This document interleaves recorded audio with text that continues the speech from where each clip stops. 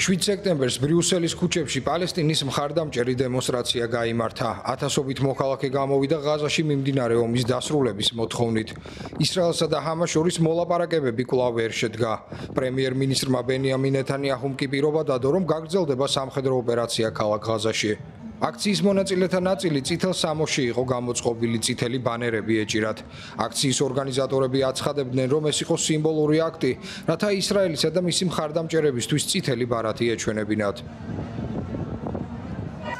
ის რაც ღაზაში ხდება, ნელ-ნელა გუკლავს შინაგანად. შეუძლებელია წარმოვიდგინოთ, რომ ჩვენ ცხოვრობთ საზოგადოებაში, რომელიც ამ დონემდე მივიდა. ჩვენ ბევრს საუბრობთ დემოკრატიაზე, თავისუფლებაზე, ადამიანობასა და ასე შემდეგ, მაგრამ ხედავთ, რომ არსებობს ორმაგი სტანდარტი. ვიცით, რომ ზოგიერთ ქვეყანაში გარკვეული სანქციები გამოიყენება, ზოგიერთში კი არა.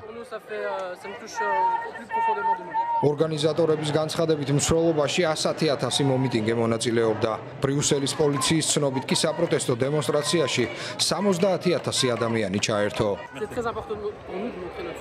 ძალიან მნიშვნელოვანია ჩვენი მხარდაჭერის გამოხატვა იმის გათვალისწინებით, რაც ხდება. სოციალურ ქსელებში ყველა მტკიცებულებას ვხედავთ. დღეს ყველაფერი დოკუმენტირებულია.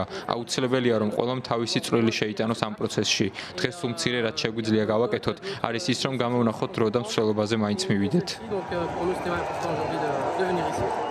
ღაზის ჯანდაცვის სამინისტროს ინფორმაციით, ომის დაწყების შემდეგ 64,368 პალესტინელი დაიღუპა, 162,776 კი დაიჭრა. ღაზის სექტორში ჯერ კიდევ რჩებიან მძევლები, რომელთაგან როგორც ისრაელის მხარე ვარაუდობს, დაახლოებით 20 ჯერ კიდევ ცოცხალია.